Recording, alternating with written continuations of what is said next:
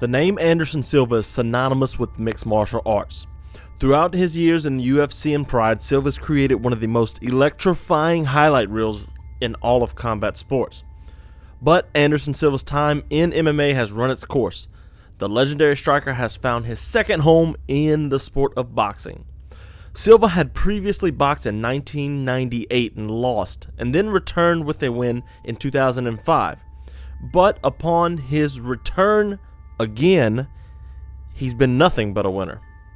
Now Silva is slated to face the infamous Jake Paul in October of 2022.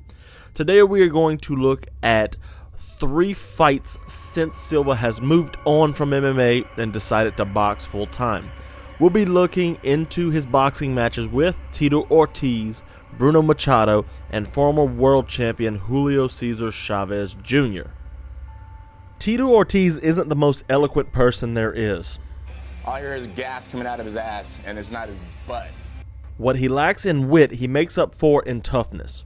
Ortiz has made a living and became the UFC light heavyweight champion with a win over the famed axe murderer, Wanderlei Silva. He racked up 5 title defenses before losing it to Randy Couture in 2003.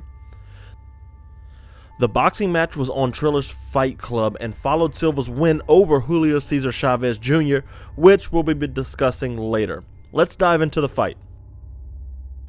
Tito Ortiz is not a boxer. He always relied on his grappling to set up chokes or ground and pound his opponents out. He was never tricky on the feet. This fight was always going to be a cakewalk for Anderson Silva.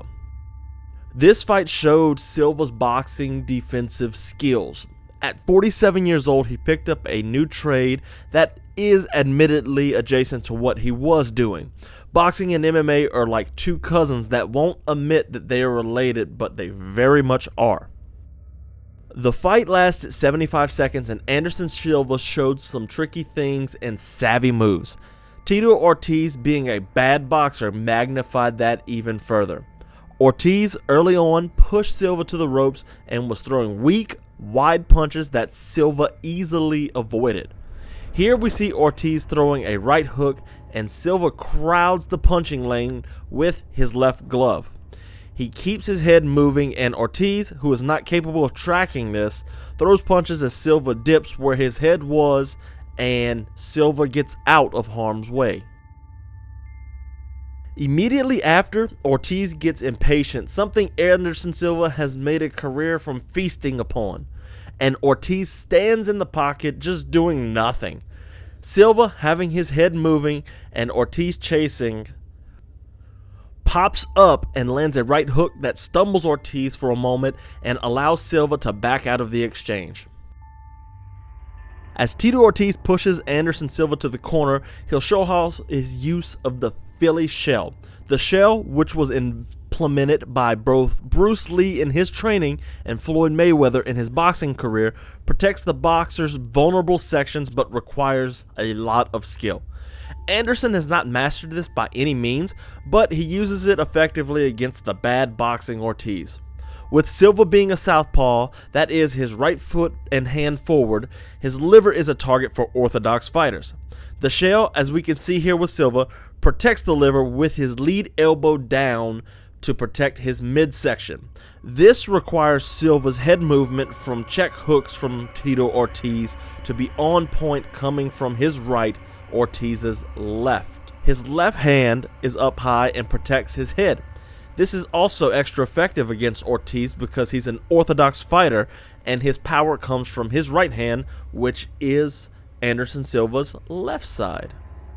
Once again, Tito Ortiz is frustrated. He has his opponent in the corner and should be able to finish him. He's right there. Instead, his punches are blocked or, more frustratingly, just miss with the head movement of Anderson Silva. He is just tapping Anderson Silva with his hands, looking for a big shot and not protecting his head. A dangerous game when you're this close to Anderson Silva, as this would prove to be. Anderson Silva pops up, lands a big right hook with his hips square. He puts all of the torque and turn into it, and Ortiz goes down like he is a falling tree. Timber. Anderson Silva may have snapped his MMA losing streak with his win over Julio Cesar Chavez Jr., but this knockout showed that power is truly the last thing to go and, in Anderson Silva's case, hadn't gone just yet.